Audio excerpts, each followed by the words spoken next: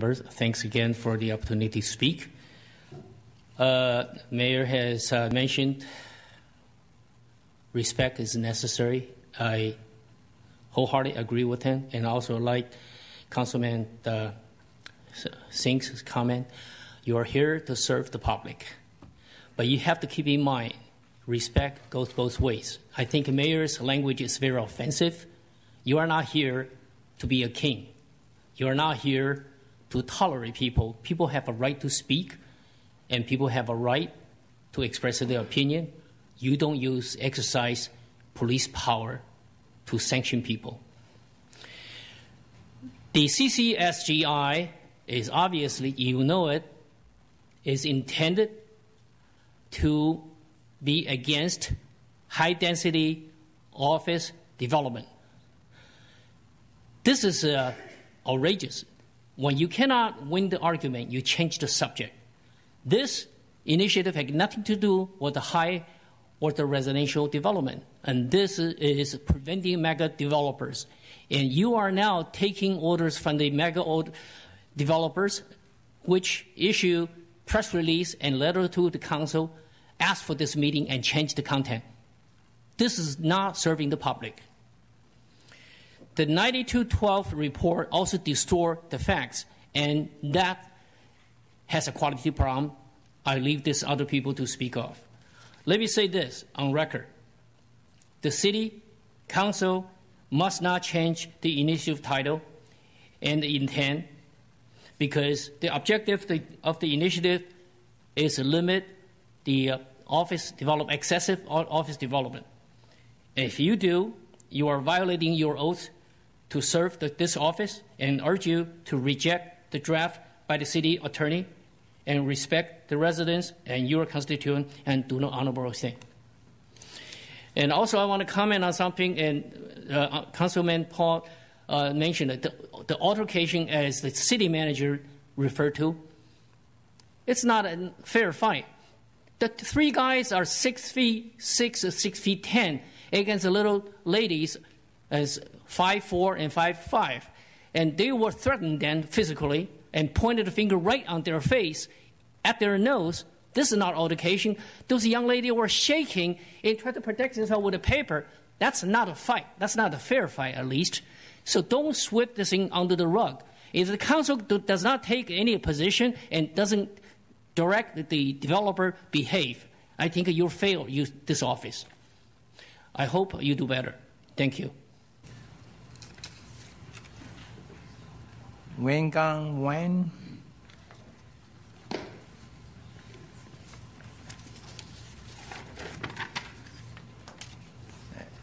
ahead. Mayor Chen, Vice Mayor Vahanathan, and council members. I'm so glad so many people are concerned about building heights. I'm sure they are against Valco and Oaks initiative because they'll increase building height to 7 stories to 9 stories. Glad. Let's play fair. And we should play fair. What the initiative does, Stu Fleshman, the attorney for CCSG, has explained it in plain language very clearly. In CCSG Initiative does not increase building height. It maintains existing heights. The EC 9212 report, as I have commented earlier, this report was written completely from the point of view of Sand Hills Valco Office Park initiative. It didn't even consider the impact of Apple Campus 2. Total bias report. Now, for 1 second, let's assume the very unlikely event that a opposition attorney might be correct. Even if the neighborhood is not under special area, let's see which area in Cupertino might have increased height. CCSG says heights may not exceed 45 feet. Municipal code should conform to the general plan. The municipal code can set the height anywhere from 30 to 45 or 20 feet. And it is at the council. It's the council's discretion to decide that. Currently, Most of our homes are single-family, duplex, multifamily homes. They are R1, R2, or R3. Municipal code has a height limit of 28 feet, 30 feet, and also specify it's no more than 2 stories. And this already confirms with CCSG. There is no need to change that, even after the adoption of CCSG. The only problem is there is a planned development P zoning. Cupertino did not put a height limit in the municipal code, which is a bad practice.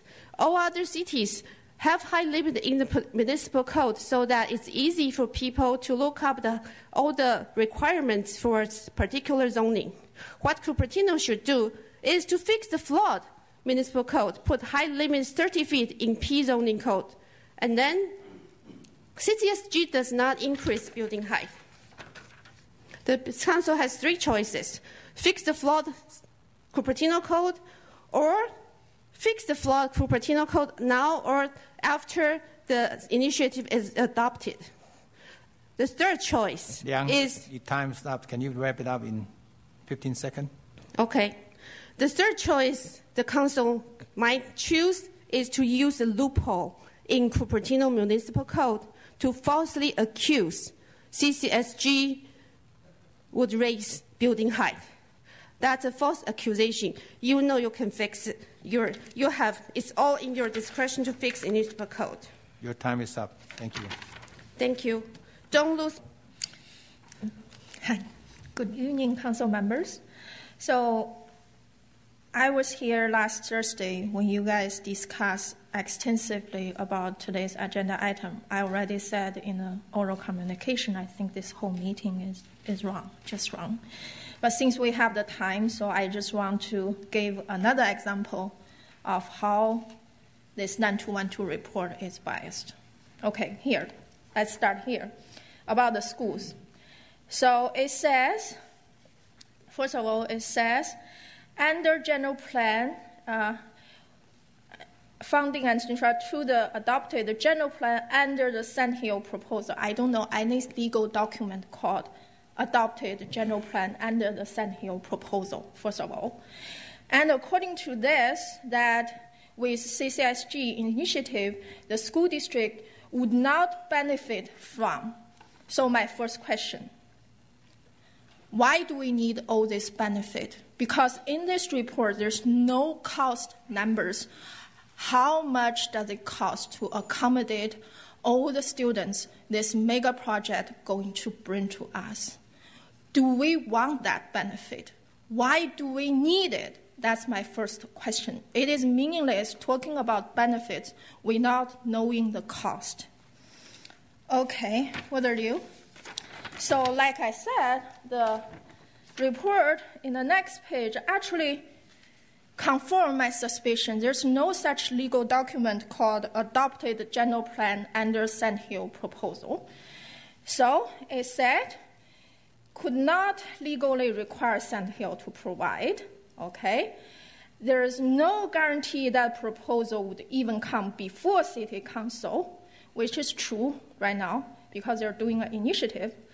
And then likewise, it is impossible at this point to know whether the City Council would approve this proposal. So with all this may, impossible, could, why we are even talking about? Nothing is certain here, right? So this is my next question. With all this uncertainty, who says that we are going to get this benefit? It is meaningless to compare a phantom project with actual legal document, which is this initiative, which is a legal document, right? And then the only thing actually about this phantom project I can go in for is the worker initiative text. So what are the potentials in this report talking about that we might be able to get, like a 700-student elementary school, like a 10,000 square feet innovation center? Is that there? No. Even Sand Hill doesn't say that. I hope you can read the text. The text probably is small.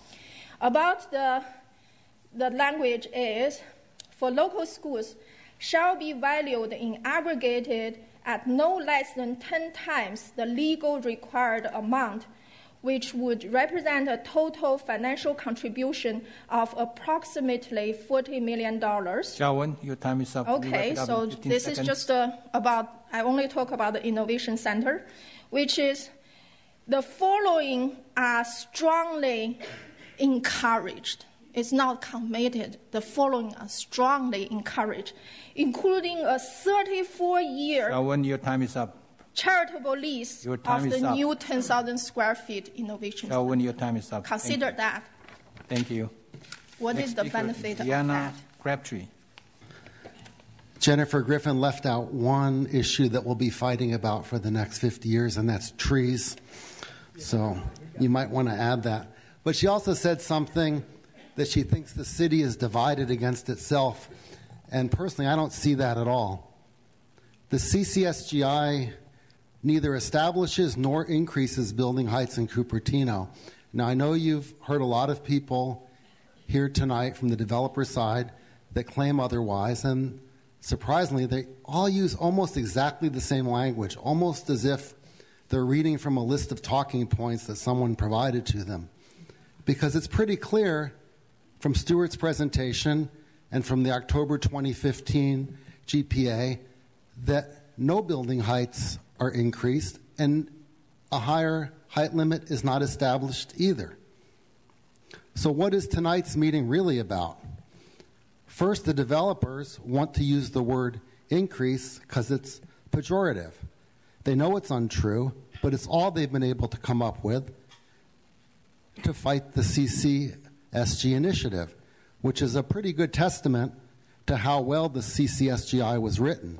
There's no unintended consequences. Everything's perfectly clear. Second, quote, outside the special area, that statement greatly concerns developers because it puts the LU1 map squarely under the domain of the Citizens Growth Initiative, so the power to control the density would rest with the residents and would be outside the direct control of the developers. There's been a suggestion that this meeting be ended and nothing be changed, but personally, I think the ballot summary does need to be changed because the word establish is incorrect. It needs to be rewritten to remove any notion that the initiative increases heights or establishes higher heights because it does neither. Thank you. Hello, Council. So you've heard the lawyer explain very eloquently. Everyone here has heard the lawyer explain. I think after tonight, we're going to have to print out table LU1s and pass them out. But I specifically want to address what David Funk said. He might be a nice guy. If he was my neighbor, I might invite him over for dinner. But what he said is, you'll have 60 days to raise the heights in the municipal code to 45 feet. If you're going to make statements like that in this council, you need to get your supporting information and bring it with you. The residential R1 is 28 feet. It's not 30, but LU1 says 30.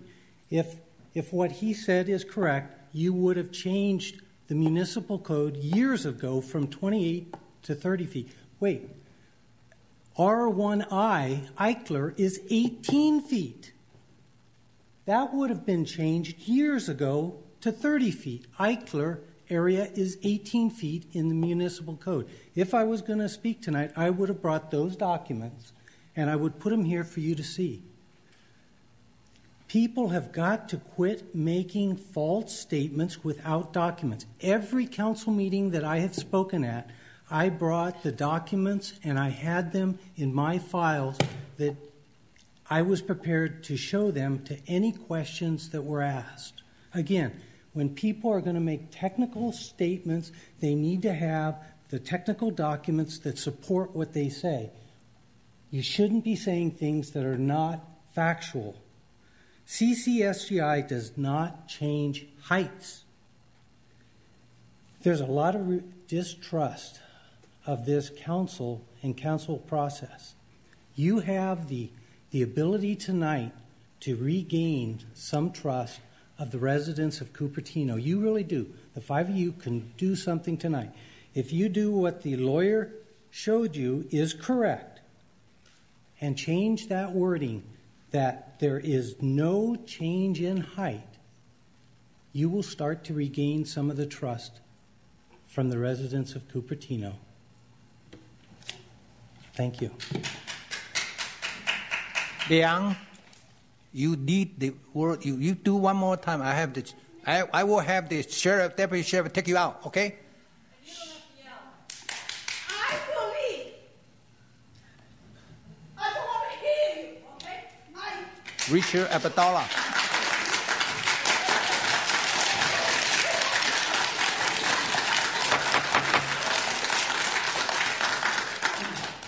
Deputy, can you take them out, those people? Those people clapping? Next speaker, Richard Abdallah.